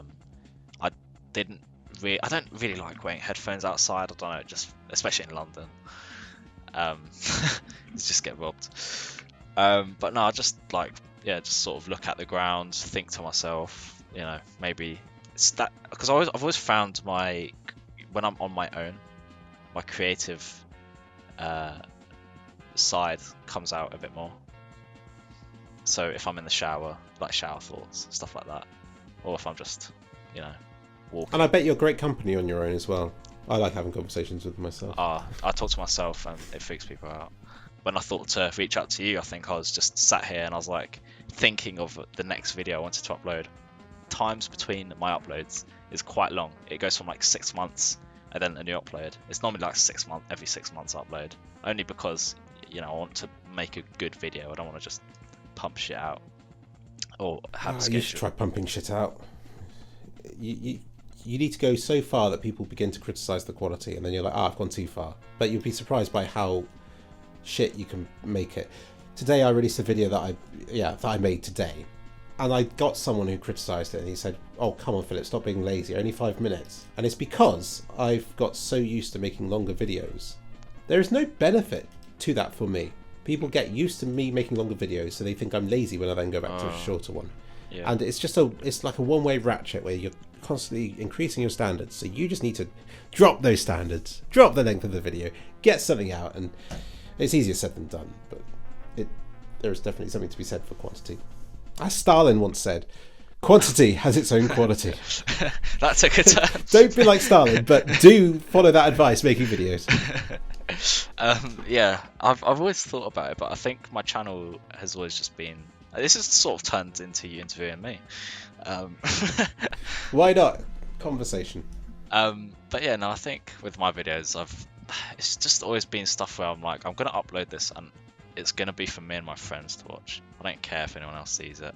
When I thought of this video, it was something where I was like, okay, I want to make something people want to see. What do people like to hear about? Well, they like to hear about, backstories and of people they, like. And so I thought, okay, well, maybe I could interview someone. So I was thinking, what YouTuber could I maybe reach out to? But then I thought you, because, you're definitely the most interesting YouTuber I'm subscribed to, and yeah. I'm not too busy either. I mean, I thought, when you got back to me so quickly, I was like, oh my god, I thought, because I know you run your 3 channels, I was like, damn. The reason I accepted the interview, in case you're wondering, I don't see much benefit to me from the interview being published, but I suppose for me it's just the enjoyment of the interview. And I haven't done one for a few years. I'm like, yeah, you know what, why not? Because if you look at interviews that I've done, it's just... Most people try to go to people bigger than themselves to get publicity. Like, you've gone to me to interview me and stuff like that. But I tend to go to smaller YouTubers because I just find it more cozy, if you know what I mean. And like you're uncomfortable maybe in interviewing me, and I'm uncomfortable with interviews, so it's quite nice to be interviewed by you. So for me, this is just a nice chat. Exactly. So it's cool. I'm glad you're enjoying your time with me. Thank you. I was actually watching some interviews you've done previously, like the one at Face It Major London that you mentioned. Just outside the toilets. Yeah. Yeah. And then I also watched the one from, I guess it was a sort of interview when you won the HLTV Creator of the Year. That was scary. Yeah. Well, congratulations on that, by the way. Thank you. That is, yeah, really nice chatting to Sponge as well. Again, because he's someone I have a lot of respect for. What made that scary? Well, you're contacted. It's like, would you like to come to the award ceremony in Serbia? I'm like, nah, it's a long way away. It's a bit scary. It's kind of like me with my sister going to London. She's like, oh no, it's too far to go. And it's like, no, you need to go to this sort of thing. But for me, like the idea of talking to people live is just horrifying. Like not knowing what you're going to be asked. And you're talking to people who are very good at talking live. So it makes you look worse. But yeah, that interview was nice. They only asked like predictable questions and I had rehearsed quite a lot. Later on, I was interviewed in the big stage area and that was scary because everyone's watching then. Oh, yeah. Just because you're a big YouTuber, it doesn't translate to like real life confidence in talking or anything. Like I spend my time sat in my room petting fluffykins. I sometimes go days without seeing another person. So yeah, something public like that is always going to be scary, no matter how big or important you might think you are or not. It just doesn't. It's a separate skill that you'd hope would just come from getting bigger on YouTube, but it doesn't. Yeah, no, I understand that. I think the thing with like reading a script is you can fuck it up so many times, but then you can just edit it out and it's like it never happened. Whereas in real life you have to sort of, you're not expected to be as punctual as in your videos, but it's sort of like, I don't know. But maybe you are. If you're only known for editing your content, people might assume you're like that in person as well. So I think you hold yourself to an impossible standard that people who are known for live performances aren't. So I think you stand to lose a lot more if you're not used to live performance and you have to do one. So I want to ask this question. It's a pretty daft question, but I thought I'd throw it in there. How did the phrase "Valve, please fix" catch on? I think I stole that from someone else. I'm sure that everyone's just been saying Valve Please Fix for years, and I just started saying it. And I said it enough that people thought it was me. It's just a dank meme for one of my videos, I think. Like the Caboosing song. You know, you talk about perfecting your videos, but maybe it's better just to come up with a few dank memes like that people just like, or don't like, that you could throw in with minimal effort and it fills up a couple of seconds and some people really like it. You know, so Valve Please Fix is one of those. And lot. Oh, yeah. Was it, the other one was Cobble? Kabubble, yeah. Well, it's his fault for the way he spelt it. I was literally at work today thinking, I was like, oh, what music could I use? I was like, some people hate Caboosing. I could use that. Oh yeah, use that here. Yeah. Oh well. This specific bit will be used with Caboosing.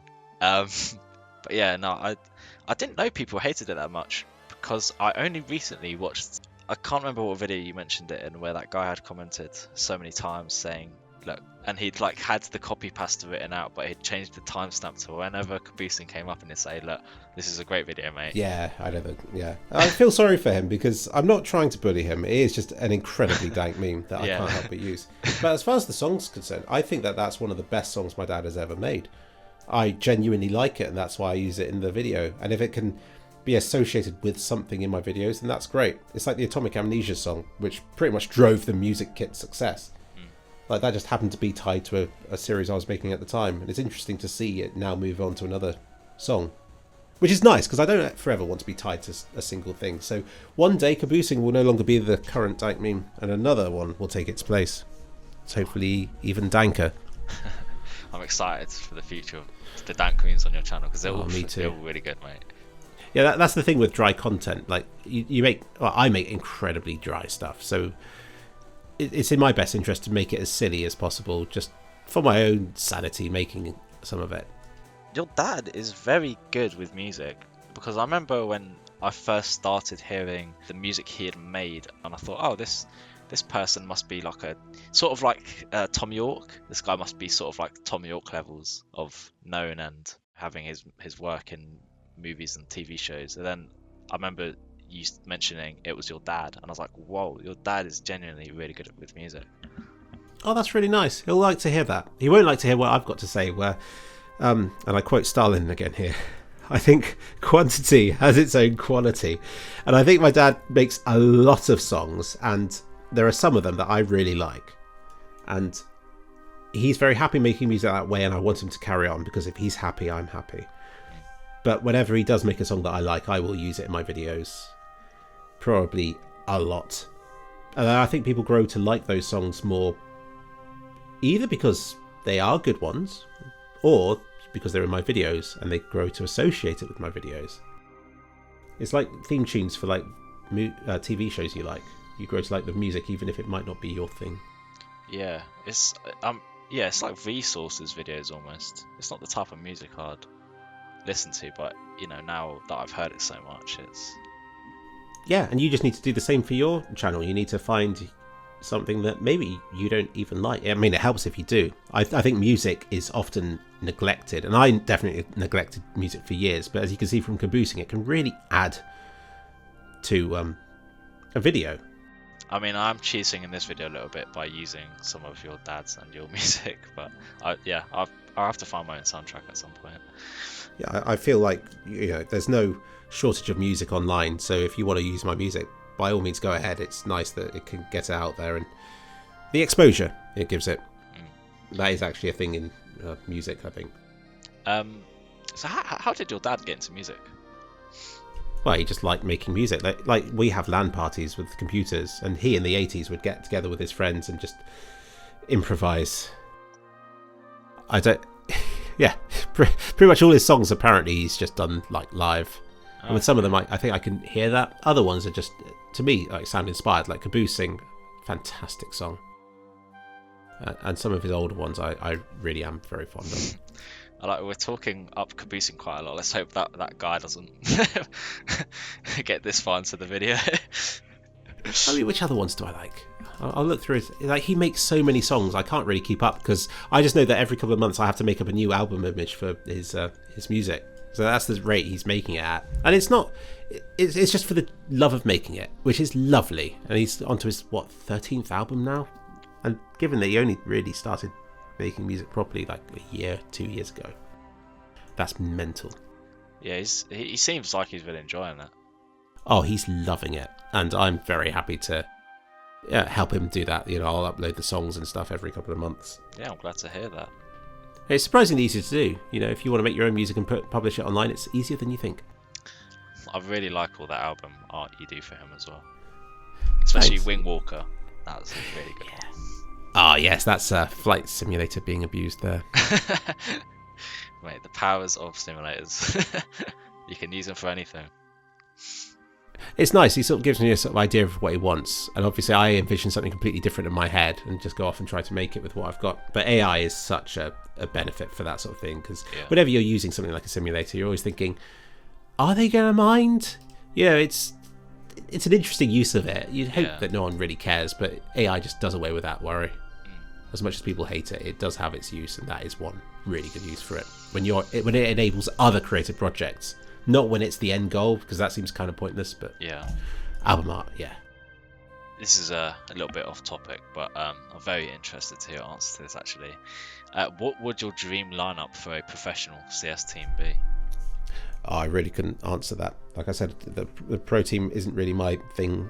I get into it when I'm watching a tournament. I'll be like, wow, these new players are really good and stuff like that. But I really followed the scene in 2014, 2015, and I've been out of the loop for so long. I used to watch every major religiously, and slowly over time I think I've just watched less and less of it. And I think there's nothing wrong with that. You don't want to force that. Yeah. And I feel like the Counter-Strike scene is big enough that I can do my own thing without really stepping on the toes of anyone who does that stuff. So, yeah, I don't have an opinion. I think they're all very hard-working, talented people who I'm sure I could have a great chat with in the pub. This is something quite profound I feel I should talk about, that, I'm someone in real life who I don't have many people in real life with interests in common with me. I feel like the people who have the interests are across the globe, and being part of the Counter-Strike scene has really helped me to meet many like-minded people with like-minded passions and interests, and that is something that really keeps me going with the content creation, I guess. That I have gone from not knowing anyone who does what I do to knowing 100 people who are better than me in every aspect. So that's just, that's what Counter-Strike has given me. Do you still do pick'ems for all the majors? No, I don't pick them no more. Oh, damn, I was going to ask you if you got diamonds for Copenhagen. Yeah, I know, I gave up that a few years ago because I felt it was taking away from the joy. I like rooting for the underdogs and stuff like that, but it's obviously goes against your statistical analysis of the situation to do that. But that's why I do at tournaments. I go along and I'm like, who's going to lose? Great, I'll support them, because then it's more fun when they do win. But I wouldn't bet on it. It's always quite funny as well when the underdog team wins and messes up everyone's pick'ems, and then they'll just tweet, fuck your pick'ems. I'm like, I know, it's great. On, I love that as well. It's like when Greyhounds did it in Paris. Was it Paris or Brazil? I think they did it. Because everyone put them to 03. Showing my age here, but I liked it when Gambit, I think, did it. Was it Gambit? There was one that was a total underdog. I was like, and they did really well. I'll get back to you if it isn't Gambit, but I got a tattoo of them, like on me, a fake tattoo at their event. I don't have any tattoos. But... Do you plan to get any tattoos? Nah, nothing I really feel strongly enough about. I like the idea of having a tape measure tattooed onto me, or important information that I forget any other way, but nah, do you? No, I don't. I really would like to get a tattoo though. Why? Oh, that's a hard question. I was going to answer it, then I went, do you know what? I need to actually think about that. I think it's just a way of expressing your style in a way. So I'd get quite a... I don't plan on getting a tattoo anytime soon, but I'd get a sort of gothic type vibe. I don't know why. It's just a cool style that I've always been fond of. I'm not, massively into Slipknot or anything. I just like the type of photography and like the cool leather jackets and stuff like that. So I think it's just like representing what your sort of style is. But then I also know people that want to get tattoos as a way of tributing something. One of my friends wants to get a tattoo of so one of his grandparents had a tattoo of something, I can't remember what, but he passed recently, so my friend wants to get that same tattoo in the same place to sort of have a part of him, you know. Yeah, so they feel strongly enough about something they want to put permanently on their body. Yeah. I mean, I don't have an opinion about it. It just costs money. It kind of hurts, and don't really think of anything that I'd want on it. But I will say, it seems to do wonders for your dating success. And I would like to get some fake sleeves that I can just put on for a night out and see. It's so easy if people think you're part of a group, because like I'm just like an imposter. I'm this invisible man who inherits cars from other people. I just wear whatever clothes my current partner wants me to wear. So I've gone through all sorts of stages, including a goth stage, and I don't really know who I am. Maybe I'm no one. Maybe I'm an incredibly boring person. I think maybe I just live through all the content I make, and that the person underneath just isn't really worth getting to know. That's genuinely what I think. And whenever I see myself in my videos, I'm like a different person. It's not that I'm some psychopath who's just like a comedian. I literally just use myself as a tool to make my videos. And I guess that's how I see myself. So yeah. Man of many characters. There you go. 3kliksphilip doesn't really exist. Could be 2kliksphilip, or someone else. 4kliksphilip. Well, I was going to say, if you want to do that science of if tattoos work, I'm sure there's people using your photos on dating profiles already. My God, yeah. He said that he used his my juggling skills to impress them. And I'm like, how? How? Share with me your secrets, please. Strike up a deal. It's like, look, set up a profile in my area and try to get people to come to me. You know, you get to talk to them, and then I get to meet them. I'll pay you scare them off. handsomely. This is the problem. You can wear tattoos and attract people who like tattoos or whatever, but then once they realise you're not a tattoo person, they're like, oh, they're sort of more disgusted, right? Yeah. Sticking to some Counter-Strike questions. This might be. Oh yeah, good idea. What is the best item you've ever pulled from a case, if you've opened any? I think I've opened one case, and that was just me being like, what on earth is this? Oh, okay. And I'm not into that sort of stuff. I don't want to encourage the gambling scene. So the case of Boxing Millionaire series is only really the thing. But I got a drop, the Cobblestone 2014 case or something. And I was like, oh, that's so cool. I'll sell it for £32. And now I think it's worth like £1,000. I'm like, oh, yeah. Shouldn't have done that. But then other things, you know, I was given a knife that's now worth £1,000. I'm like, wow, it just seems fake. It just seems not real that, you know, these things just, you know, I bought a bunch of cases for 3p each, and now they're worth like £6 or £7 each. And I'm thinking, cool, what a good investment they were.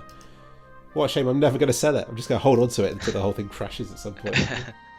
Yeah, I think skins will just eventually, you know, crash and become essentially worthless, which is scary because I see some YouTubers having insane inventories, and I think, damn, if it crashed, like, that'd be very unfortunate. But that's where the value comes from. I think it's from the sort of gamble that they've made. And if I'm honest, I think they stand a better chance than NFTs do of having value in the long term. Because at some point in the future, like you know, as long as the rarity is maintained, I don't see why skins from Counter-Strike couldn't become precious commodities that outlive the game themselves. I don't think most will. I think most will become worthless, but a few, like the Howl skin, I think would become some sort of relic in history.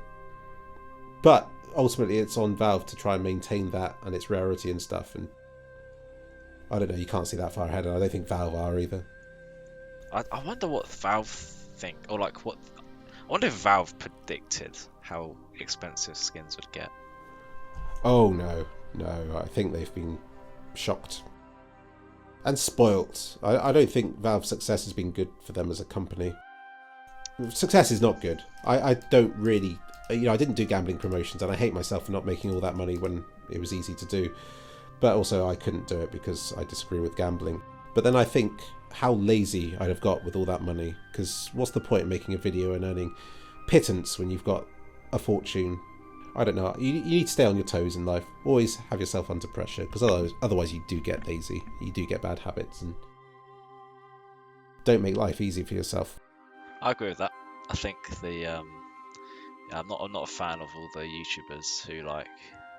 I mean, I like the YouTubers like OnlyPixel. I've played Counter Strike with OnlyPixel. He's a very funny guy, but then you see him opening so many cases, and I'm like, it's just I don't know how many people that's influencing, and it's scary considering how many young people play the game.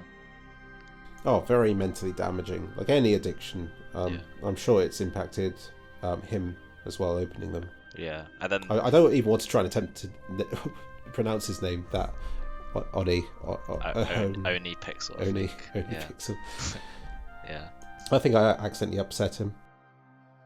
Someone recommended one of my videos for him to watch, and it was me being like, I don't like the way that people like Oni Pixel stream my videos. I can just see the sadness in his face. I felt really bad. And since then, he hasn't streamed my videos, which I really respect him sort of doing, as in not doing, you know. So I think he's a cool guy. I disagree with the whole React thing because it just seems so lazy when I've spent weeks on something and then someone could just watch it in a few minutes and make more money and more views than I do. It's just something sickening about that. It really does feel like stealing, but he seems like a nice guy anyway, so I'll say that. There was a whole drama about like React channels a very long time ago on YouTube. It feels like it's come full circle where people were criticizing React channels and then everyone was like, yeah, let's not do this, and now it's sort of spiked up in popularity again. It's just too easy. Yeah, I think it is easy. I mean, I know that there are always complications that outsiders can't see, but anyone who can watch months of content in a day, months of work, that seems easy. Speaking of reaction videos, obviously we had the GTA 6 trailer come out quite recently, and I've got sort of a couple questions in one sentence to ask. Are you going to buy a console just to play GTA 6 when it releases, and do you think it will live up to the hype?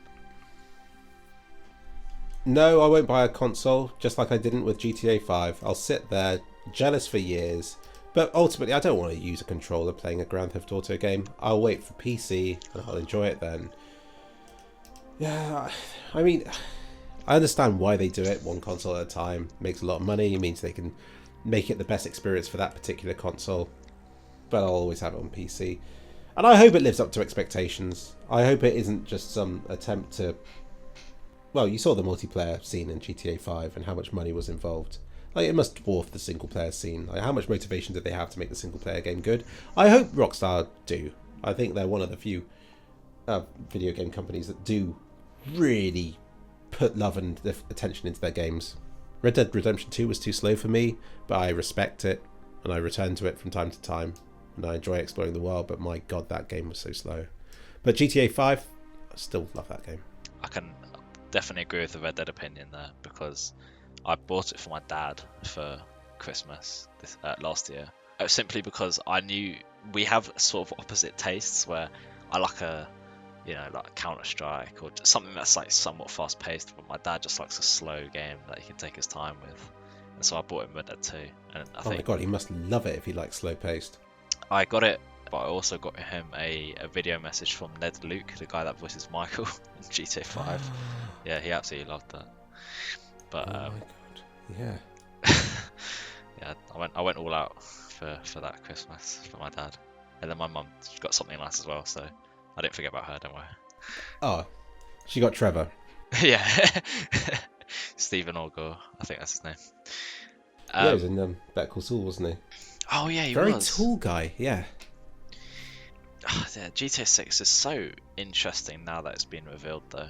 It was leaked a few years ago, wasn't it? It was in quite an early state then, right? Yeah, it was leaked because some guy used a fire stick in a hotel room to like gain access to a Slack group chat from inside Rockstar, and then who were all sharing footage. Genius. Yeah, it is insane. I think that kid's like, because the guy was 17 who did it.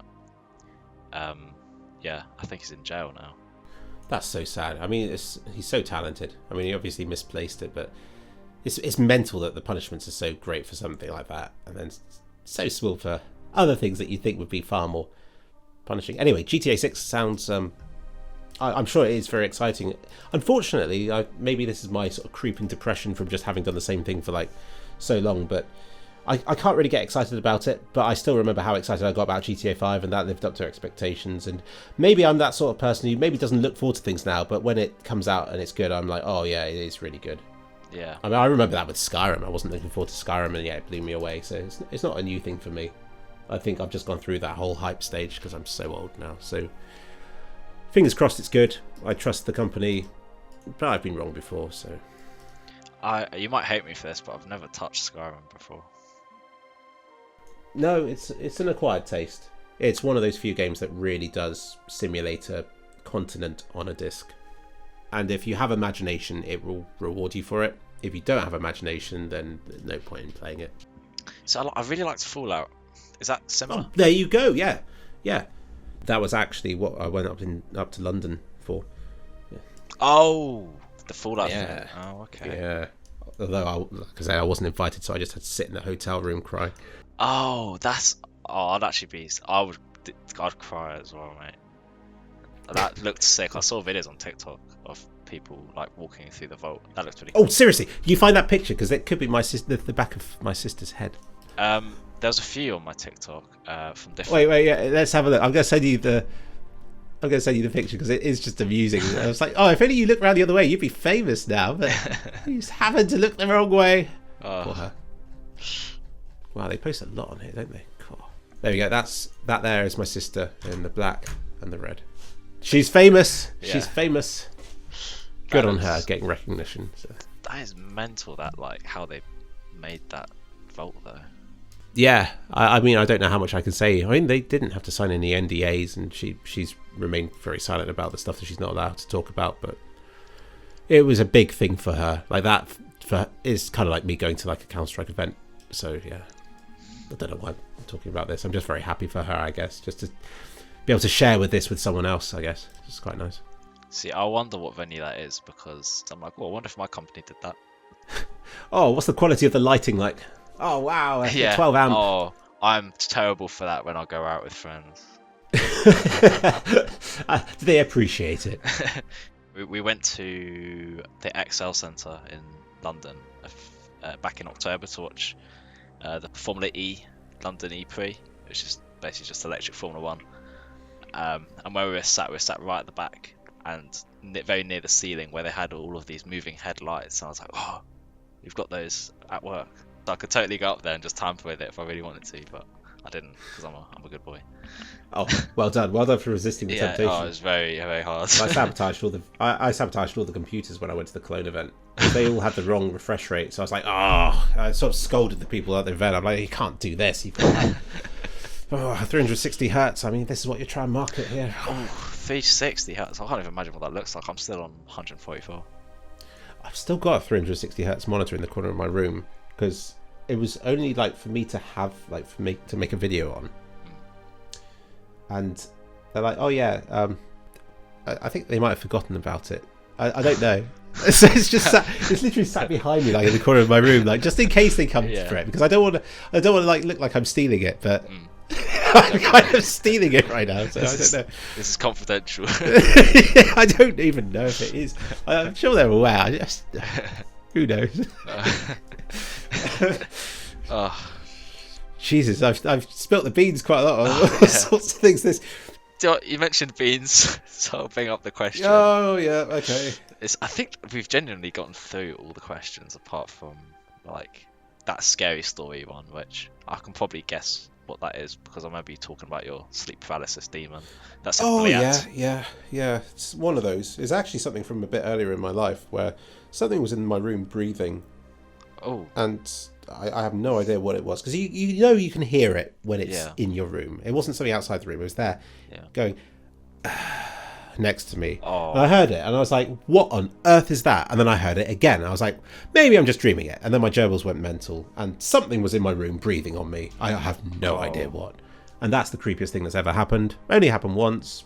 That's genuinely freaky. But, yeah, you're not gonna get any sleep now, are you? Well, it's not like I get sleep before work anyway. I got in at 4 AM last week because I couldn't sleep. Oh no, you need sleep. I mean, I could share my scare story because it's quite similar to yours actually. So maybe it's a trend. But I was sat in my room playing Rocket League with one of my friends. You're right. That sounds scary. Yeah, very sweaty game. It must have been 3 a.m. and I had some old crappy Razer headphones at the time. They were falling apart, and so the noise cancellation was like, you know, if someone like spoke outside my door, like my mum was calling my name, I could hear it. And it was 3 a.m. playing Rocket League. I didn't have the game very loud, and then I heard someone knock on my bedroom door like 3 times. I was like, and I literally muted my mic on, hello. Didn't get a response. I was like, okay, maybe someone just sort of went to the bathroom and brushed up against my door. There's no one up. My brother was asleep, the dog was asleep, my parents were asleep, and yeah, I was fucking petrified of who just knocked on my door, or if it was just in my head. Go click on that link. Yeah, it was literally like that, but a bit more muffled.